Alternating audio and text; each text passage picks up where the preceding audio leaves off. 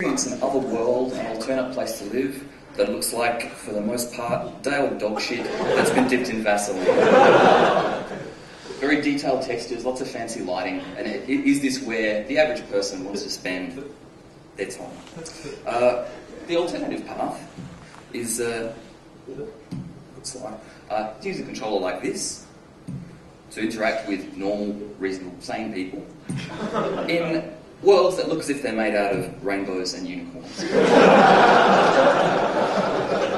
which I'd put it to you is far more appealing to most of us than the dog shit and Vaseline.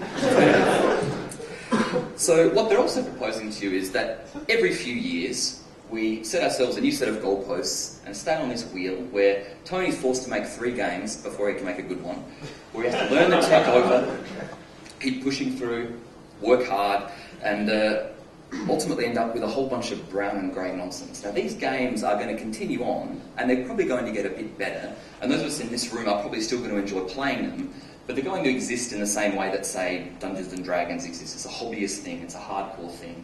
This isn't where greatness, games of cultural significance, games that touch and change people are going to come from. The alternative is the Nintendo approach. It's been a genuinely disruptive piece of technology, provides new experiences, new ways to interact, and what it gives us is huge piles of cash, which we really and it points the way towards the future. I mean, it's pointing the direction to a genuine new way to interact, new types of experiences, and that's all I can say.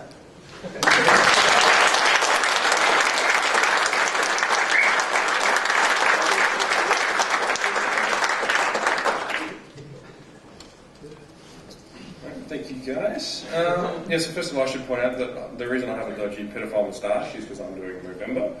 Tony has a similar moustache and isn't, and I'll let you draw your own conclusions. So I'm actually going with an incredibly simple argument, and so I don't have any fancy slides. There won't be any hand waving. You'll notice that my honourable friends over there haven't really mentioned any games when they're talking about how awesome their consoles are.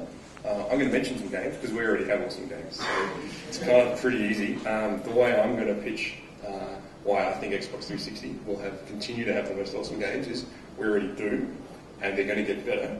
Ergo, these guys don't and won't. Bioshock is a really good example. Bioshock is an awesome game. I think that no one would argue, with a very, very conservative argument, I'm going to put that games on Xbox 360 will get at least 30% better than the current round. They will be 30% better than Bioshock. Bioshock was awesome. Bioshock plus 30% is even more awesome. That's a specific game, and it's a specific platform, and it's already there. So I've actually got some hard evidence. I don't know what you guys have got. Probably nothing. But with my argument, you don't have to have hand waving and fancy kind of hand. It's indicative of a show. You don't have to imagine the untapped potential of these things. If one of your friends came up to you and said, what console should I buy? Then you wouldn't say, excuse me, while I prepare my PowerPoint. You would actually just tell them, and you'd say, there's already awesome games on this, just go check it out. So that's going to be my argument. We'll talk about the details. There's going to be a lot of CPU and blah, blah, blah, and SPUs, and, I've got arguments for all that stuff too, don't worry. But my overall argument is it's already awesome. I don't need to prove anything to you, you chumps.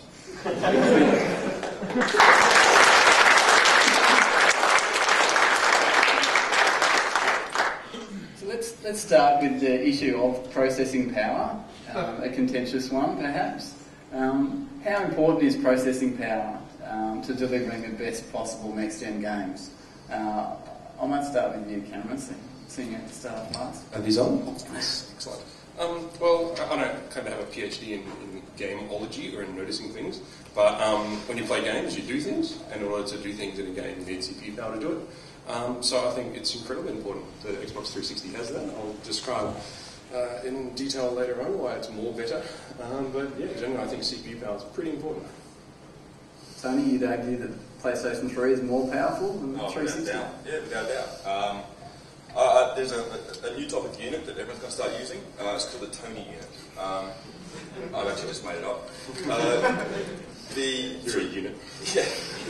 The 360 has 3 cores and 2 hubs present each. We'll call each one of those a unit, so you've got 6 units of Tony power for a 360.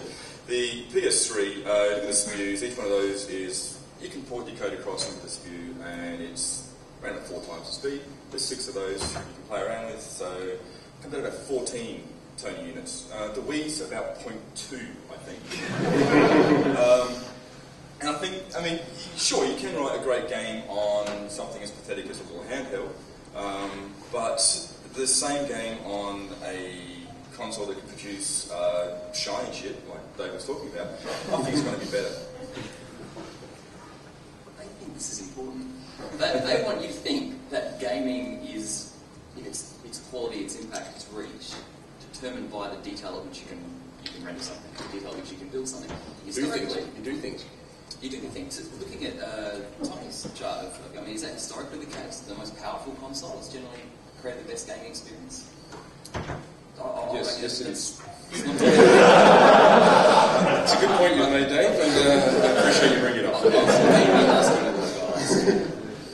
No, I don't think that I mean, does it take... How many Tonys does it take to render fun? I mean, that's It takes about 3. Well, I guess so.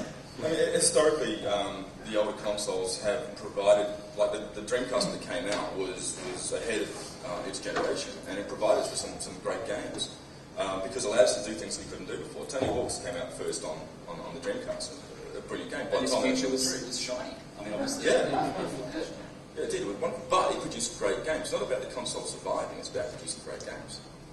What about the ease of programming? I mean, how important is it to be able to get an easy handle on the power of the machine, or is it more important just to have potential?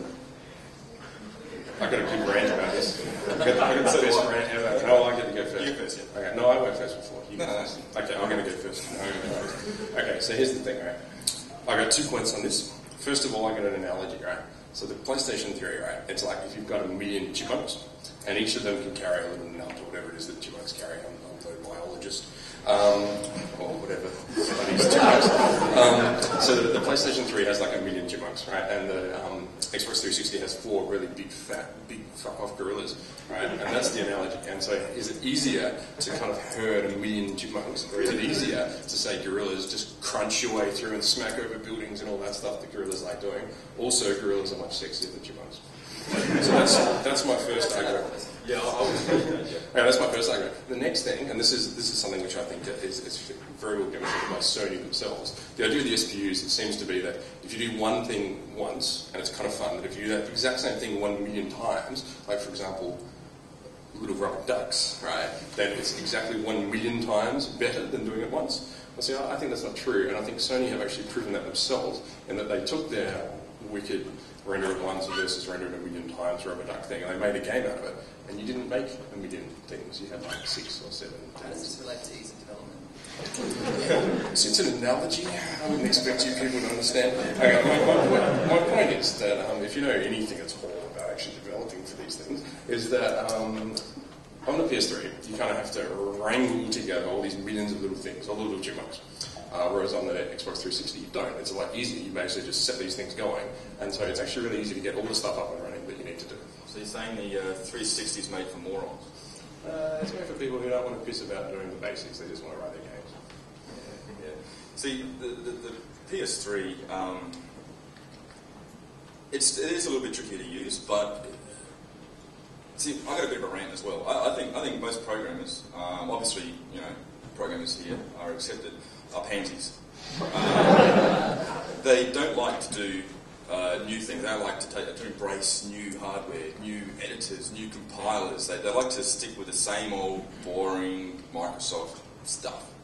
And you bring out something new, which is interesting, it's more powerful, you can do a lot with it. You've got to think a little bit differently. And they resist. You know, like big gorillas resist. Chipmunks resist. And what was the sound? I stick with it. No, I don't like. Yeah, I've got an analogy as well.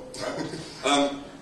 I like coffee, but I actually brew my coffee at home with a percolator on the stove. Right? It involves a little bit of extra work, but it produces coffee which is a damn sight better than getting, you know, a teaspoon of instant coffee and putting some boiling water on it.